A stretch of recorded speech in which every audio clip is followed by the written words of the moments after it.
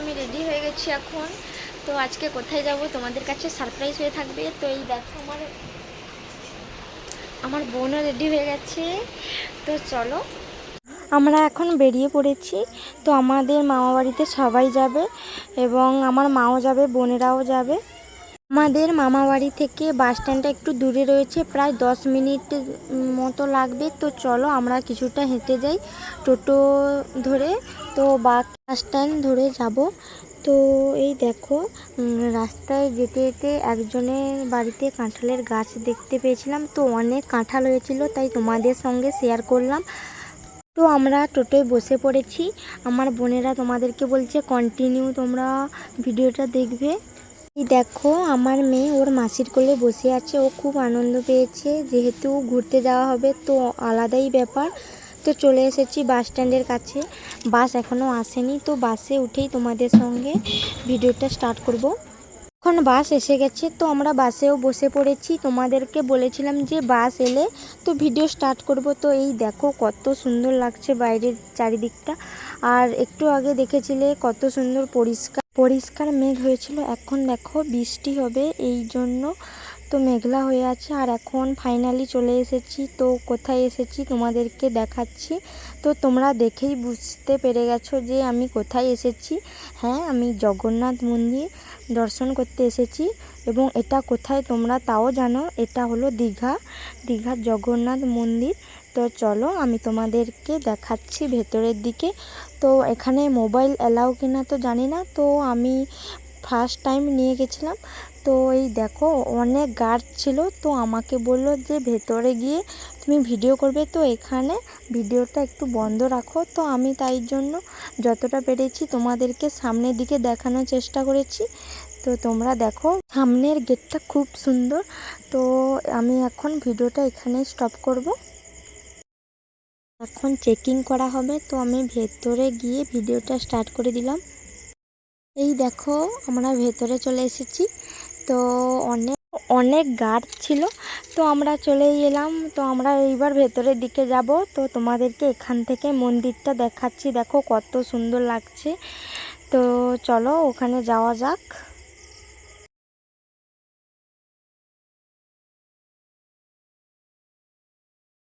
আমরা আজকে এসেছি আর এখানে খুব বৃষ্টি হয়েছিল। তো আমরা এই যে প্রথম দুয়ার বলা হয় এটাকে, তো এখানে দাঁড়িয়ে রয়েছি। আর ওই দেখো জগন্নাথ দেবের মূর্তিও রয়েছে ওখানে।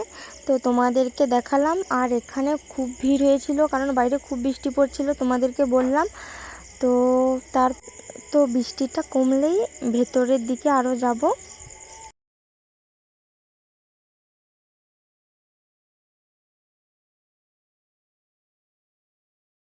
এই দেখো এর পরের দুয়ার হলো এইটা। তো এইটা হয়তো সিংহ দুয়ার হবে, তো আমি ঠিক মতো জানি না, তাই তোমাদেরকে পুরোপুরি বলতে পারলাম না। তো তোমরা দেখো, এবং ওর ভেতরেই রয়েছে নারায়ণ ঠাকুরের মূর্তি হবে হয়তো। এই দেখো নারায়ণ ঠাকুর শুয়ে রয়েছে।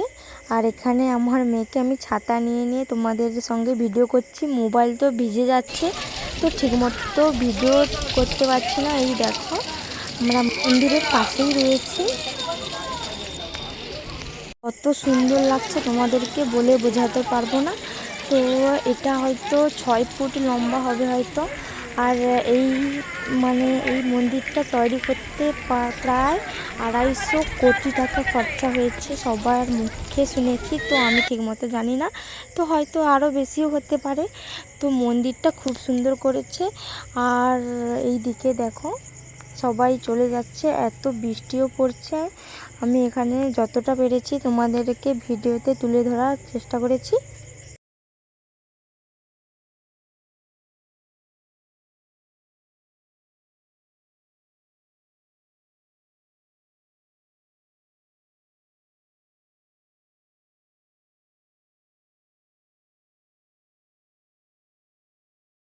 আর এখানে দেখো এখানে রয়েছে পদ্মপুকুর।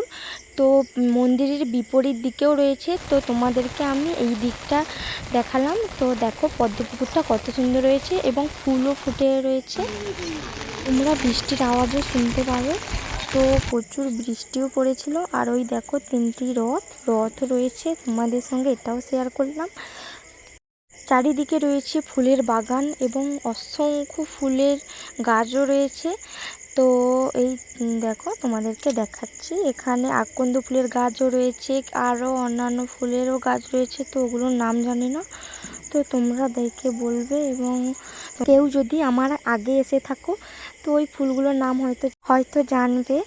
তো চলো এখন আমরা দীঘার উদয়পুরের দিকে যাব। এই দেখো মন্দিরটা আবারও তোমাদেরকে ঘুরিয়ে দেখালাম। আর আমার মেয়েকে আমি কোলে নিয়ে দেখাচ্ছি, ফুল দেখাচ্ছি, ও খুব আনন্দও পেয়েছে।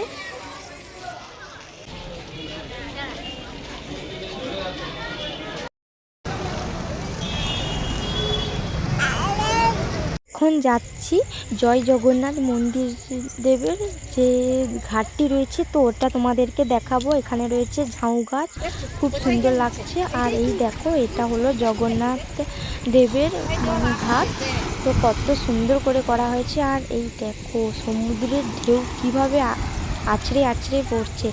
আজকে খুবই ঢেউ হচ্ছিল, তাই নামতে পারিনি। তো